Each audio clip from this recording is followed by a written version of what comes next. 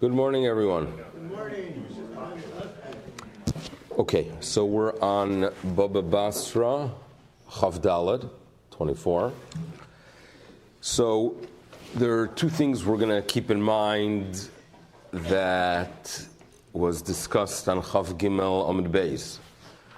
One of the pieces of information is less relevant than the other, so I'll share with you first the less relevant one. The first one was that there was a question asked by a specific scholar, and he was thrown out of the Beis Medrash as a result. Remember that? Now, the reason I mention it is because his name was Reb Yermiyah, which happens to be my first name. So it's an odd feeling to be here when I just got kicked out of Bava Basra. Now, what is really relevant is the fact that we had a question that was raised by Rav Chanina, and he shared his opinion. We know that there are so many rules that we've learned over the years that we really use them to determine realities, right? Chazaka. In other words, you make an assumption that something that was in a specific state up until this point will remain so. And we work with it. You know, Torah wants us to function as human beings. And if we don't make assumptions, we'll go meshuga, right? You have to make an assumption. When you take a step, you make an assumption that there's no hole in front of you under the carpet. So you make assumptions. You work with assumptions, you work with chazaka. And so too, there's something called a rov.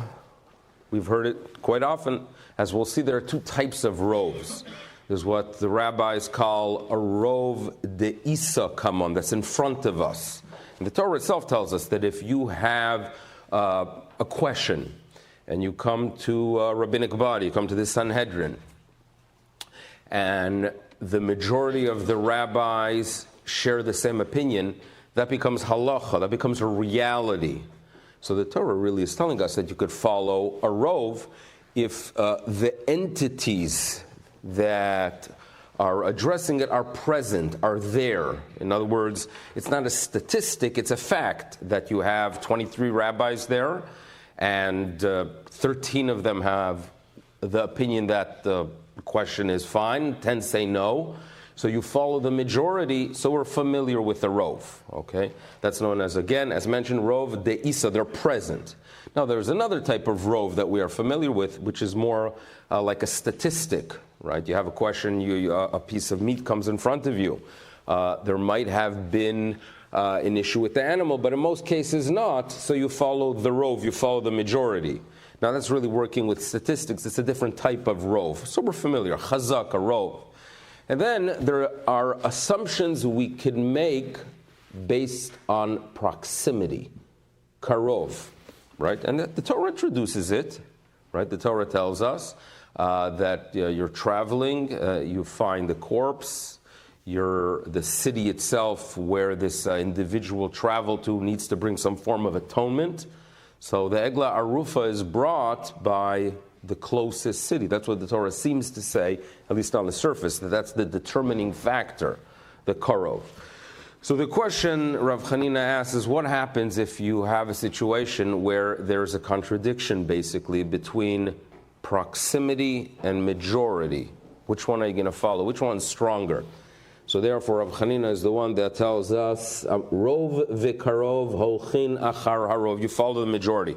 Obviously, it related to our Mishnah with these birds, the hopping birds that the Mishnah talks about, who's the owner. So that's what you discussed yesterday. That's what we learned, that you are going to follow, at least according to Rav Chanina, the rov. And the question the TALMUD is going to be addressing today is, wait a second, does everyone agree with this or not? So let's look inside. And we're talking on the end of line 3, Omar Abaye. So Abaye is going to want to prove that what Rav Chanina shares with us is indeed so. Now, the proof is going to be brought from the laws of Nida. As you know, the menstrual blood brings about impurity. There's impurity to the individual, to the woman. It obviously is quite relative, even nowadays, without a temple, without a Bet HaMikdash, it's relevant. But was extremely relevant there for the wife, for the husband as well. In the days of the Bet HaMikdash, it would bring about a tumah that would prohibit them from entering into the temple. So now, when it comes to the menstrual blood, when you study Tractate Nida, the Talmud makes it very clear, listen here, blood that creates a halachic issue is only blood that comes from the source, the makor, the uterus. Okay? If on the other hand it comes from what the Talmud calls a cheder, different sections, different area of the area of the otomakom, of the area where there is the blood, there's no issue there. Now, if you find blood in this corridor, what the Talmud calls the corridor, the prosdor, blood that is created there, that comes into existence there, is not a problem only because it originates in the uterus, in the makor. Now, there are areas near it that if blood originated from there, it would not be a problem. And nevertheless, when blood is found in this corridor, we make an assumption that it's considered impure. So even though there are areas that are much closer, that if the blood would originate from there would be no issue, we follow the makor because the rov, the majority of the blood, would be coming from there, would be considered thus impure. So for Abaye, this is proof. Omar Abaye, af anana mitanina, so too we could bring proof to this discussion. Dam shenimtza beprosdor. So you find blood in the corridor. Sveiko, even though you are in doubt, tameh, you consider it impure, and as we'll see soon, it's 100% impure, not as a result of a doubt where you would create a safek, but rather you consider it tameh vadai, and you would even go ahead and burn something that was truma as a result. Shechezkato, you make an assumption, and it, as often in Talmudic literature, you find a chazakah that creates a reality, that min hamakor, that you consider the blood to be coming from the source, the uterus.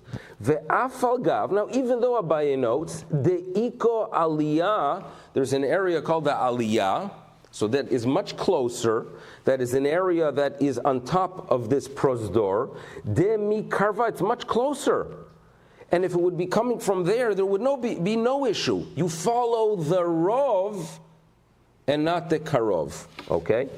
Now, Rava now is going to claim, Abaye, your proof doesn't work here. It doesn't work because there's some additional fact that relates to the blood that changes things. Omar le Rava, no. Rov umatsui komart. You have to remember there, it's not a regular rov. Blood coming from the makor, it's quite frequent. It's the norm. So the reason there you make an assumption that it is blood, that it is tameh, that comes from the makor, it's not just because of the rov, but it's also matsui. And therefore, rovu matzui ka'amart, rovu matzui leika leman de omar. Everyone would agree, even if you do not agree with Rav Chanina in other matters. And in other areas, perhaps you follow the karov, you take proximity into consideration more than majority. Here, we would be in agreement. Now, what we're going to see soon is that Rava himself will at some point back off from his challenge to Abaye. Abaye wants to bring proof from this halacha that what? Rov v'karov, follow the rov. Rava says to him, perhaps not, but we'll see soon. We'll watch carefully and realize that something's happening with Rava here. Now, what's the... the Tani Rav Chia, as Rav Chia proves, and this is what Rava wants to share with us, Dama nimtza beprosdor, when it comes to the blood that you find in this corridor, don't just consider it impure as a result of a doubt, but rather chayavin alav al biat mikdash. Number one, if you enter into the Bet HaMikdash, you get a karet, you consider it 100% impure, and you consider the woman 100% nida, and even more so, sorfin alav et truma. If you have truma and it came in contact with the woman who became tameh as a result of such blood, if it would only be a safek, so you would say that the truma should be talu, you should leave it in an area with a question mark. But we don't say that there's a question mark on it. We consider the truma 100% tameh because a woman came in contact with it. That proves that the blood that we are addressing here, it is considered vadai. And for Rava, the reason it's vadai, it's because there is this matsui factor. Fine.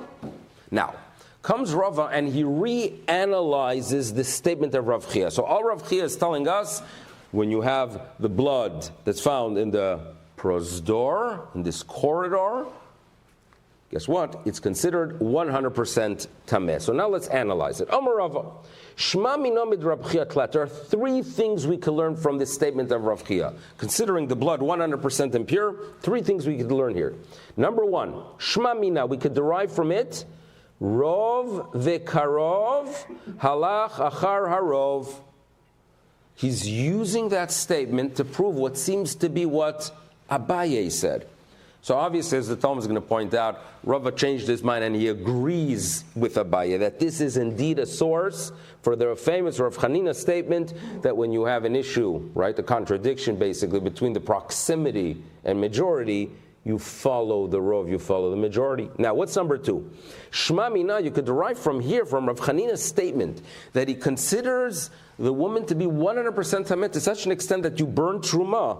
Shma mina ruba deoraisa. This is a Torah law. Now, everyone's going to say, of course it's a Torah law, right? The Torah tells us that acharei rabim latot, that when you have, as mentioned, a rabbinic body having a dispute, right? If the majority have an opinion, that becomes the reality. So what's exactly he telling us here? You learn from here that Ruba is Torah law. So, the authorities note, there are two types of roves. Yeah, the Torah does mention that if you have individuals in front of us and there's an issue they're addressing, and the minority says A and the majority says B, that you follow B. That's because they're present there. But what if it's a majority that's based on a statistics, right? Then in most cases, such a thing would occur. That is what he is deriving here, because when it comes to this question regarding the blood, regarding the dam, it's basically a question of what happens in most cases. That is what he's telling us, that even such a rov is indeed Torah law. Okay, that's number two. Number three, the third law that could be derived from the statement of Rav Chanina is Shma mina ita le Rab Zera, that we actually agree with the statement of Rab Zera. What's the statement of Rab Zera? Now, when you study so many sections of the Talmud, from Ketuvot, Chulin, so one of the well-known rules is the fact that you follow a majority, and it applies to the following. Let's say you come to a town. And there are 10 butcher shops. 9 of them are kosher. One's not kosher. Okay? Now, so it's a well-known rule that if you pick up a piece of meat in one of those shops, and then after you walk out, you're not sure which one you walked into, so the rule is kol kavua, that since these storefronts are established, are permanent, are stationary, kemechsal mechsadam, it becomes a question, a 50-50 question basically, and the piece of meat remains as a question. If on the other hand, and this is what's relevant to us, that in that town, the 9 kosher butcher shops, one that's not kosher, I found a piece of meat in the street, right? Kol de parish, if it is something that came out of its stationary location, meruba parish, you follow the majority, okay? Now, this is well known, this is halacha. Now, there are those who say that in situations where a person could get confused, where things could go wrong, Rov is good, Torah law. Rabbinically, you need, and this is what's going to be relevant to us, not one Rov, but 2 Rovs, 2 majorities. Okay? Now, back to our scenario, I find that piece of meat in town with the 10 butcher shops. What would be a scenario that I would have more than 1 Rov? So another Rov would be, Rov number 1 is obviously the fact that there are 9 kosher butcher shops. How would I have another majority? If, let's say, it's a town, right, that's walled, but the gates are open, and there are surrounding towns, in the suburbs there, that also have kosher butcher shops. So therefore, when I pick up, in the town square, that piece of meat, I could say to myself, this is kosher. Reason number 1, the majority of butcher shops in this old city are kosher. Number 2, even if it comes from the outside areas, even if it comes from the suburbs, there too the majority of butcher shops are kosher. Okay, so there are those who would believe so, based on the fact that in some cases we demand 2 rows.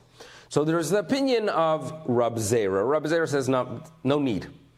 Even if this is a town that keeps its doors shut, and as a result you cannot take into consideration the second rove, no problem. 1 rove is enough. Now, what Rava is going to claim is that this statement that we just read of Rav Chia, right? That we said that the dam is, we follow the majority.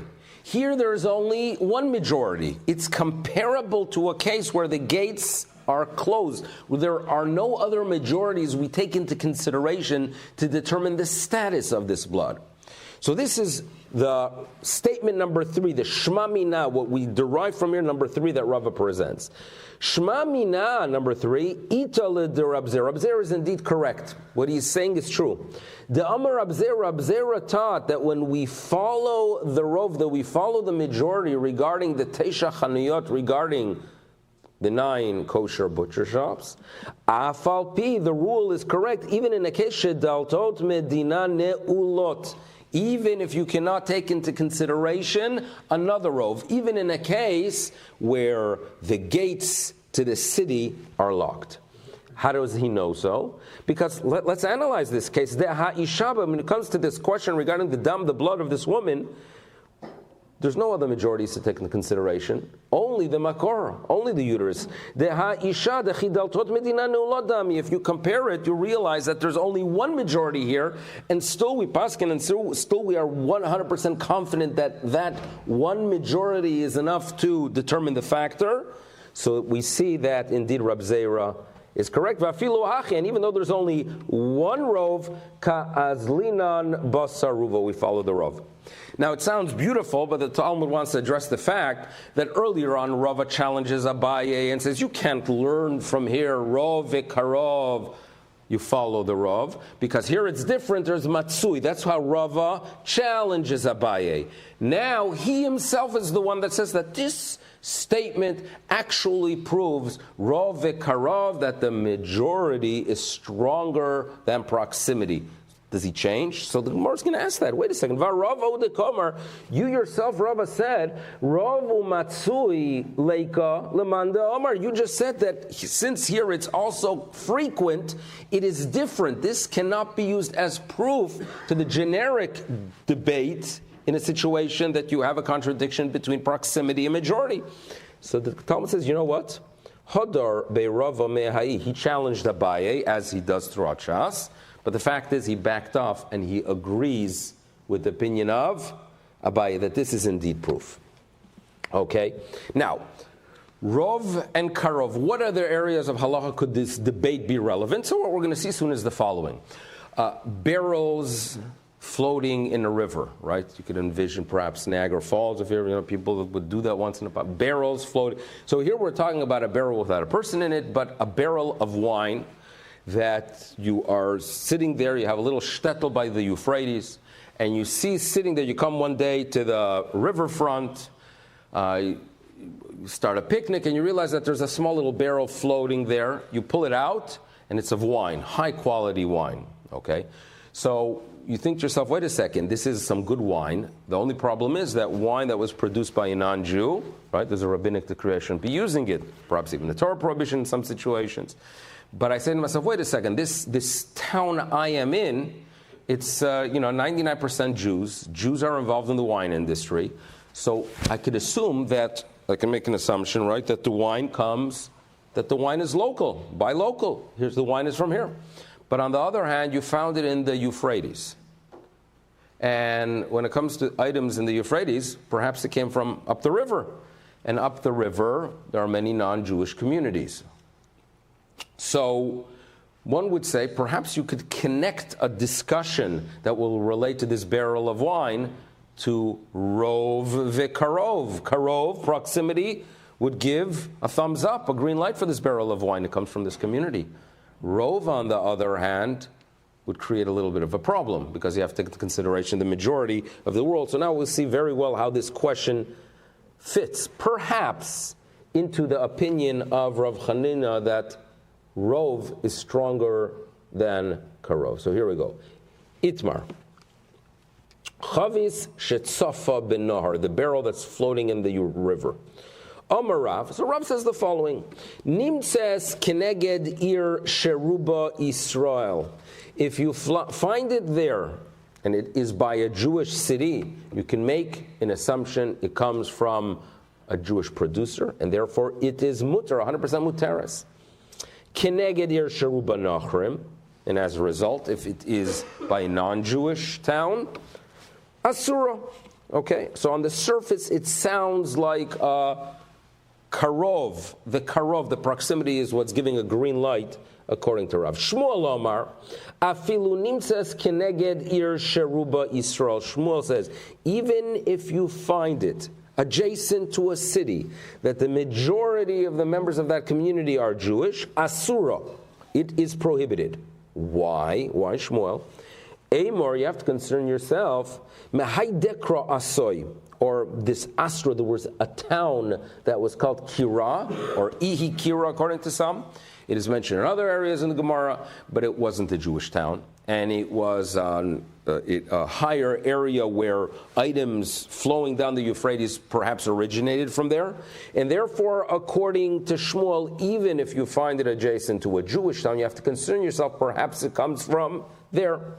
Now, on the surface, the Gemara says, wait a second, perhaps Lema, Rabbi Chanina kamiflige, perhaps we have here basically a dispute that is dependent on the opinion of Rav Chanina. Demar Isle de Rav Chanina, that when it comes to Shmuel, who says that you have to concern yourself, it came from another area, it came from the majority of producers in the region, you follow the Rav. That's exactly Rav Chanina. Umar, Rav, on the other hand, who says follow the adjacent town, take into consideration proximity, the Karov, leisle de Rav Chanina. So that's the Gemara's assumption. Now, what traditionally the Gemara always likes telling us, guess what? Don't be so confident that that's the source for the dispute. And it says, lo, perhaps not. De kule alma isla de Rav Chanina. Everyone agrees that you follow the Rav. Now, if indeed you follow the Rav, the opinion that needs clarification is the opinion of Rav. Why is it that if we find it adjacent to the Jewish city, he says it's okay, if in general he tells us you follow the Rav? And here, here the dispute is one that relates to reality. Okay, when you have a flowing river, there are things that perhaps can make their way down the river for several miles. And there are times that you're going to have things on the side that are going to prevent the goods from traveling. So here we're going to have a dispute that relates really to reality. Demar Savar, opinion number one is Im Isa Demai Akra Osai. That Rav is going to tell you, if you really think that it came from up the river, from that non-Jewish town that is larger, and if you are really concerned that perhaps it originates from the Rov, it wouldn't travel. It wouldn't reach this point because akule upshure. There are many, stumbling or some kind of branches that are preventing it from traveling, and there are ices that are chunks of ice that are going to prevent it. So these akule upshuri, which are going to limit travel down the river, it would stop the barrel from reaching this point. And the fact that you found this barrel corresponding right next to, adjacent to the Jewish town, you don't even have to consider the Rov to take it into account. When does Rav Chanina believe that you follow a Rov? That if there's a possibility that it came from somewhere else. But here it's not possible. The river would not allow a barrel to travel. It ain't going to happen. And therefore, Rav says it's 100% permissible. Umar Savar, but you know what Shmuel says? Charifo de Nahara. There are areas, perhaps on the sides of the river, you're going to find those branches that are going to limit the ability of this barrel to travel. But in the middle, where the river is flowing with full force, Nakat va'asei, it could travel indeed in the middle of the barrel. And therefore, when you find it next to the Jewish town, there is no vada'ut, you cannot be 100% confident that it came from the town. There is a possibility that it came from up the river, and therefore the rov is in discussion. Rov vekarov, says Shmuel, follower of Chanina. But what we do have here is an explanation that makes it clear. This is not a dispute between Rav and Shmuel. It's basically a dispute regarding reality. Everyone agrees with the opinion of Chanina. Okay, here we go. Story time. Ahu chatzva de chamra. There was once a barrel of wine. The shtakach, that it was found, bepardisa de orla. So as you know, there's the prohibition of even deriving benefit from fruit for the first 3 years. Outside of Eretz Yisrael, in any situation of doubt, it is fine. In Eretz Yisrael, therefore, when you walk into stores, you'll see a sign that would make it very clear. Part of the hashkacha is that there's no issue of orla. So when it comes to grapes, it seems to me that there is a possibility of a grape production that could even produce wine within the first 3 years. That would be prohibited. So you walk by, they found in this vineyard that was one of orla, meaning the fruit was prohibited, and they found a barrel. Question is, if the barrel originates from the vines right here, it's prohibited. If on the other hand you take into consideration the vines that are throughout the city and the community and everywhere else, it should be fine. So what would be the halacha? Shari Ravina. Ravina says it's 100% fine. Okay. On the surface, what he's saying is, don't take into consideration the proximity, don't take into consideration that the fact that it was found right here in this vineyard that's Arla, take into consideration the rov. That's Rav Chanina. Lema mishum desavar led Rav Chanina. Should that not prove that he follows the opinion of Chanina? Talmud says no, perhaps not. Because Shani Hasam, in that case of the barrel in the vineyard, what happened? Like, why is it hiding? Why is it concealed? It was stolen. When people steal things, they hide it somewhere else. De'i mignav minei, right? If this barrel originated from the production in that vineyard, atznui begavei lo mitznei. People are not going to conceal it there. So it makes sense. It's logical in this case to follow the rov. Now here the rov makes it permissible, and it is logical. So even if theoretically karov would be stronger, in this case you don't take into consideration the karov because it's basically not logical to do so. Now the Talmud tells us that would be true v'hane mili chamra. That's only if it's a barrel of wine.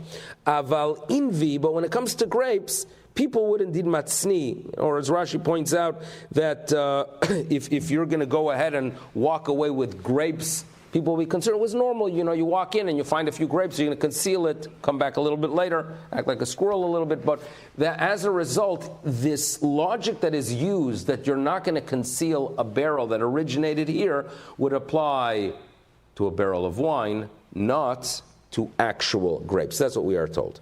Next story that relates to it, Hanu Ziki de Chamra, these flasks of wine, the Ishtakhan Bei Kupai, that was found in the house of these Kupai, and they were again concealed between vines owned by a Jew. Sharinu Rava, he said it's permissible. Okay, now here the vines produced permissible fruit. Here we are told that basically you could assume, what we are being told here, that Rava is telling us, you could assume that these flasks originated, or the produce in the flask originates from what? Right here. Even though the majority of the world would create wine that would be prohibited. So here we go. Lema on the surface, loy savar le Rabbi Chanina. Perhaps he doesn't hold the Rav Chanina, because according to Rav Chanina, you have to take into consideration the rov. The Talmud says, you know what? The reality there was that most people that were in the wine industry were Jewish. Shani Hasam, there is different. Deruva de shafuchai. Most people who were basically in the wine industry and pouring out the wine in that area were Jewish. So even if indeed Rav Chanina is correct and you have to take into consideration the rov, that too would allow this wine to be considered kosher. Now, the Talmud notes that if you make such an assumption, that is true if it is a large flask. If they are large. Aval zutri, if it's a small canteen, or a small flask that fits in a pocket, that would be a little bit different. Why would it be different? Of the drochim naful, because there are travelers there. So it is true, someone that's involved in the wine industry and is walking around with this large flask, right, large wine skin, large skin with wine in it. Okay, you could go ahead and assume that it is Jewish. But if it's a small flask, it's a little bit different because there, travelers would be carrying it as well. But but if you are finding them together with large ones, you could assume that the one who brought the large ones also brought the small ones, because sometimes they would use it to balance the donkey. This is what the Talmud tells us. Perhaps they were used in a way of balancing the donkey, that it should have equal weight, so therefore you can make an assumption. So what the Talmud basically walks away with, listen, yeah, Rav Chanina's opinion is taken into consideration. Not all proofs are solid proofs, but nevertheless, la halacha, we're going to follow Rav Chanina, Rov v'karov, you follow the Rav. Now, back to Basra material. We have a sensitivity not to damage the property of someone else. We have responsibilities towards one another. And here we're going to go ahead and talk a little bit about what you would call aesthetic responsibility. In other words, you ever been in a situation that you're driving down a road that's been has had for decades a magnificent field, and then suddenly it's developing, okay? And they're building these 3, 4, 5-story buildings, and you say it's gone, right? The beauty is there. Aesthetics do play a role. Judaism believes in it, and this is something that's going to be addressed here. Now, the source for aesthetics is actually Aryeh HaLevi'im. Torah tells us that cities were given, they were the designated cities, 48 of them, for the Kohanim and the Levites. And the Torah tells us, listen, sometimes people that are involved in spirituality ignore aesthetics, ignore the fact that the environment has to look good. So therefore, the Torah tells us, you Levim, be sure that when you build that city, you have to have outside of the city, 1,000 amma of a migrash. Migrash has to be an empty area, look nice. Then after that, you could go ahead and start planting your trees, your fields. That's fine. But it has to look good. And obviously, if it's a message that's given to the Levim have to hear it. And everyone else needs to be inspired that it's nice. It's nice to have a nice shul, right? Shul. It's a nice thing to go ahead and expand. These things are important, and it relates to the city as well. And here, therefore, tells us the Mishnah the following. Marchikim et ha'ilan min ha'ir. A tree needs to be away from the city. Esrim v'chamesh amma, 25 amma. You already sense here that there's going to be a problem, because if the source of this noi ha'ir of beautifying a city is derived from the Levi'im, and there we are told that you need to have 1,000 amma, how do we get only 25? That's much less. So obviously that will be clarified hopefully very soon. Now, but if you are dealing with the carob tree or the sycamore that has a lot of branches, you need a little bit more. 50 amma. Comes Abashaul. Abashaul tells us, Kol Ilan Sirak, any tree that is not a fruit-producing tree, 50 amma, it needs 50 amma. Abashaul is of the opinion that beautification is achieved when you have fruit trees. If they are trees that do not produce fruit, it takes away from the beauty, and therefore if it's an Ilan Sarak, all of them should be 50 amma, like the sycamore and like the carob. Now, the question is going to be, what happens if you already had a tree and then the development only occurs later? This is a question we find throughout Baba Basra. You have someone who has a cistern, right? Some kind of bore, and you're not supposed to have trees next to it because the roots are going to damage it. But what happens if the tree was there first? Okay, so these are questions that are very Baba Basra type of questions. And here it is addressed regarding the city. Ve'im hayir kadma, if the city, right, was there first. In that case, kotzetz, you got to remove the tree. Ve'eino noten damim, there's no need to compensate the owner of the tree. City was there first. So here we go. This is the first case, okay? Im ha'ir kadma, city was there first. You tell the tree owner, we're sorry, right? We need to beautify this place, and therefore you have to remove your tree. You will not be compensated. The taxpayer doesn't have to carry that burden. If, on the other hand, im ilan kadam, if the tree was there first, kotzetz, okay, we tell them, listen, there's a city here, public need, right? Right, eminent domain, right? Vinoten damim, but you have to go ahead and compensate the owner. Now, it's two things to keep in mind here. When it came to the bor, as we'll see later, when it comes to a pit, when a tree is removed, he's always compensated. That's one key piece of information to keep in mind. Number two, what's very interesting is that this person, right? Imagine if you have a tree, and suddenly they're developing a city next door, and they say to you, you got to remove the tree. We'll compensate. What would you tell the city? Okay, no problem. When I see the money, I'll be more than happy to remove the tree. And I'm not chasing you guys. That would be logical. What does the Mishnah say to us? Look at the order. Kotzetz, he first has to cut off the tree. Then noten damim. That will need some level of clarification and with an important message. Now, what about a safek zekadam? Safek zekadam. What if we don't know which one was there first? Obviously, kotzetz, and the logic is anyway he got to remove the tree. That's the rule in all cases.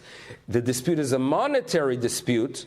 So, amotzim chavero alav araya. Since he has no proof, the tree owner has no proof that he was there, that he preceded the town, therefore the community does not need to pay. Ve'eino noten damim. Okay, now, my timer asks the Gemara, what's the reason? What's the reason of having tree? What's the idea behind it? What kind of damage are we addressing here? So it's not traditional damage. Amar ula mishum noi ha'ir. You want to beautify a city. Rashi points out, and many Rishonim said that this is more in Eretz Yisrael. There's a concept of tiferet Eretz Yisrael. You want to beautify Eretz Yisrael. It should be beautiful. It should be inspiring, right? We live in God put us in a world with feelings, with emotions, and we take them into consideration. You want to beautify it. You want to feel a connection to your homeland, 100%. That's what Ula introduces. Now, once Ula makes it clear that this has to do with Noi, so now we're going to have to address the question, wait a second, what about Aryeh Halveim? That's the source for Noi, and there, 25 Amma is not enough, 50 is not enough, you need 1,000. V'teipukle, in other words, if that's what you're taking into consideration, so go ahead, and it should be because the enosim sadeh migrash velo migrash sadeh. You look at the laws, in the whole tractate Erchin discusses this idea, that you're not to switch around, you're not supposed to go ahead and make a planted field into an empty area, but so too the empty area that's there for aesthetic purposes should not be switched, because we want that 1,000 of amma of an area that's beautiful for the Noi. So the Talmud is going to give us two explanations. Explanation number one, lo tzricha, that this is only necessary.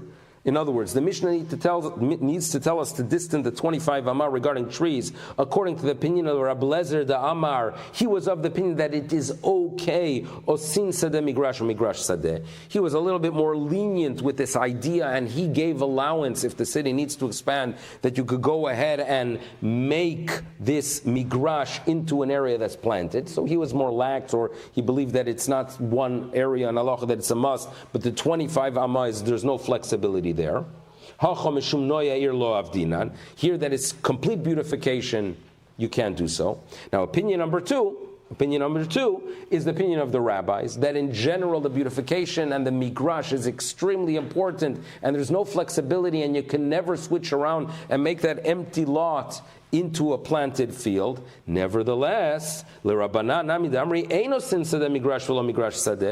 though the rabbis feel so that you're not allowed to go ahead and change the status of that empty field, that statement is true if you want to put their seeds, if you want to make them some kind of vegetable garden, zraim. Aval ilanot, when it comes to trees do not impact the beauty. That's what we're being told. So yeah, within 25 Amma, you don't want to have trees next to the city. There is some level of beautification that you want to take into consideration. But after 25 Amma, even though seeds, right, zraim, vegetables, would be problematic, but a tree would be fine, okay? V'hacha mishum no ha'ir, but here that it is beautification that is right next to the city, don't do so. Lo. Now, the Talmud is obviously going to have to prove that there's a difference between zraim placing seeds and putting trees. And it's going to prove it from the laws of Shabbat. The laws of Shabbat are as follows. There's something called a karfaf. You have an area that's surrounded for people to live in. Even if it's very large, it's considered an enclosed area, and you can carry there on Shabbat. If on the other hand, you have an area that is quite large, we'll see soon what the measurement is exactly, and it's not made for humans to live there, let's say a library that's extremely large, imagine an outdoor library, right? An area that's surrounded with a fence, but it's gigantic, it's for sale, for example. That area, rabbinically, you're not allowed to carry there.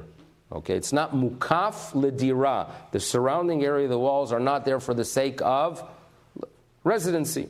Now, the Talmud is going to tell us the following. So let's read it inside to get this case. And again, we are quoting it to prove that there's a difference between zra'im that have a negative impact, and therefore that is indeed problematic within 1,000 amah. Trees, on the other hand, are a beautification. It's part of living. You need trees to live with. Okay? So the Talmud asks, Uminatim radishani ben zraim leilanot. How do you know that there's a difference between zraim and ilanot? The Tanya, listen to this braita. Karfaf yoser mebeit sataim. So you have a karfaf, this area, it's called a karfaf, and it is larger than 2 se'ah of measurement, which is around the courtyard of the temple, of the tabernacle. Shehu kaf ledira.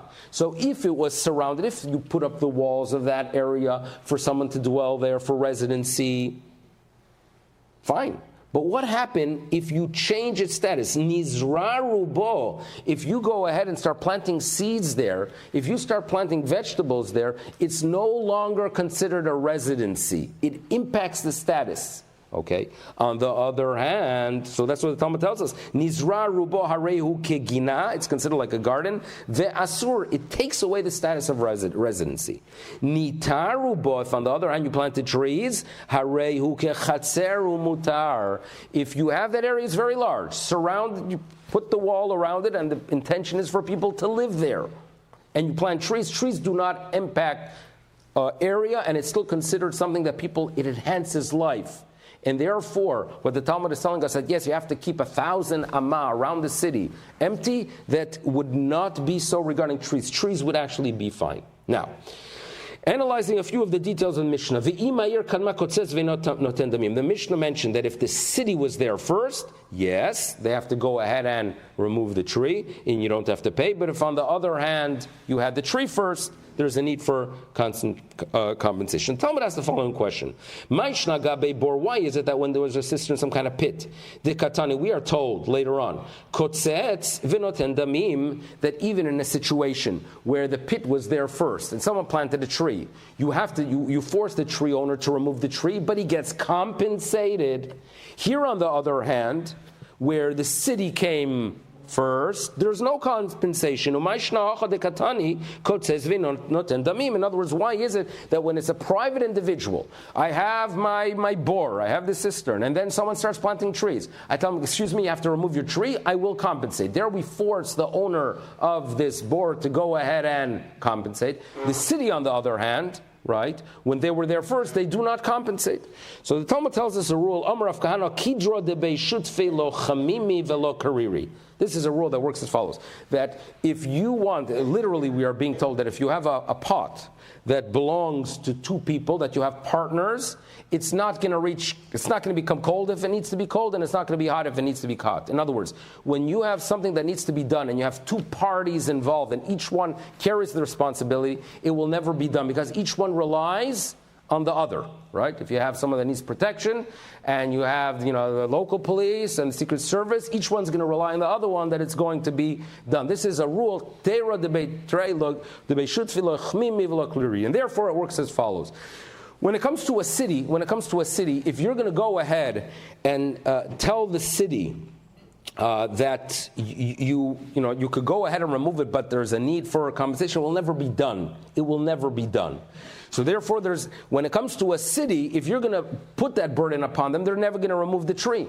So therefore, the rabbis say, listen, basically, when it comes to a city and the guy needs to remove the tree, he'll be forced to remove it and not get compensated. Now, the Talmud says the question is really not a question, because the bore related to an individual was a person, one person. A city is a whole community, and obviously we are more sensitive to the needs of the public. So the Talmud asks, I don't really get this question of the comparison. Umay kushya, what's the question? Dil mashani, perhaps there's a big difference between Hezeka de Rabim, the damage of the many. In other words, when the city was there, and then this guy planted his tree, we tell him to remove it and we don't compensate him because he's impacting the city, impacting the broader community. On the other hand, with Zabor, was a Hezeka de Achidi, he was only impacting one individual, and therefore it makes sense that he does get compensated. So therefore, the Talmud is going to tell us that the original question and the answer applies to a different part of the Mishnah. Ela I itmar de Rav Kahana. If Rav Kahana's statement needs to be applied to this Mishnah, it's on the second part of the Mishnah Seifa itmar. Im ha'ilan Kodam, the Mishnah tells us that in a situation that the tree was there before, so you go ahead, kotzetz, the community tells him, you have to remove your tree, vinoten damim. Okay, so what is he told? Sir, you have to remove your tree, we're sorry, there's a community that's being developing here, you will get compensated afterwards. And the question is, v'lei malahu, the tree owner should say, havuli bereisha, first pay me, domi, v'hodarikotz, you want me to remove the tree, that's fine, but the first thing you should be doing is compensate me. I'm not going to go ahead and chase you for compensation after I remove it. So Omer Rav Kahana says, you know what's going to happen? If we have to wait to get rid of that tree until he's compensated, and we tell the community, remember to compensate him, that is placing a responsibility upon many. It will never be done. Regarding that, said Rav Kahana, Kidra de Shutfi, that when you have this pot that belongs to partners, lo chamimi velo kriri, ain't going to get hot, ain't going to get cold, it's not going to be done. And therefore, the only way to remove the tree is to ask him, listen, you got to get rid of your tree, and then you're going to have to chase us because otherwise it will never be done. Now, the Mishnah says, Safek zeh kodam is Safek zeh kodam. What if you're not sure if the tree was there before the community or the community before the tree? Kotzetz, obviously, he has to chop down the tree. They know noten damim, and he doesn't get compensated. Now the Talmud asks, Maishna bebor. Again, if you analyze the case of the bor, the omart lo ikots. There we are told that he doesn't even have to remove his tree if there's a question of who came first. So the Talmud tells us over there, Hosam there, right? Divadai lemikatzkai. Let's look at the case of our Mishnah, right? He for sure has to remove his tree. Right? Even if he was there before the community, he has to remove the tree. The only question is the question on the finances. So therefore, sveikonami lo amrin lekots, right? Or excuse, there we don't tell him to go ahead and remove it because only if it is for sure he has to. In doubt, he doesn't have to remove the tree. So back to the bar. Since it is in a situation where for sure he came first, he doesn't have to remove it, so therefore, out of doubt, we don't make him remove it as well. On the other hand, here in our Mishnah, divad elamikatz, it makes no difference, right? In all cases, he has to go ahead and remove his tree. It's only a question about compensation.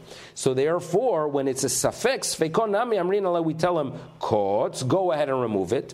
And when it comes to a financial matter, well, a financial matter you want us to pay, you need to bring the proof. You have to go ahead and bring proof, and then you could go ahead and collect. Let's just do the Mishnah Marchikin is a goren kavo min ayir chamishimama. If you have a threshing floor, and it seems to be the shaft could be quite damaging to fields nearby. So therefore, the owner of such a threshing floor has to go ahead and move it 50 amo away. And so too, lo yaseh adam goren kavua betoch shelo, a person should not make a permanent threshing floor. And as the Talmud points out, that if it's used with shovels, that's considered a permanent threshing floor, unless he has 50 amma in all directions. And so too, you have to distance it from the plantings and from a field of his fellow, that it should not cause damage. The second part of the Mishnah does not make it clear how much of a distance is necessary. So the Talmud is going to have to clarify what is the distance it's talking about in the second half, but the first half makes it very clear that 50 amma is what is necessary. Everyone have a wonderful day. Perfect. No. Okay, good.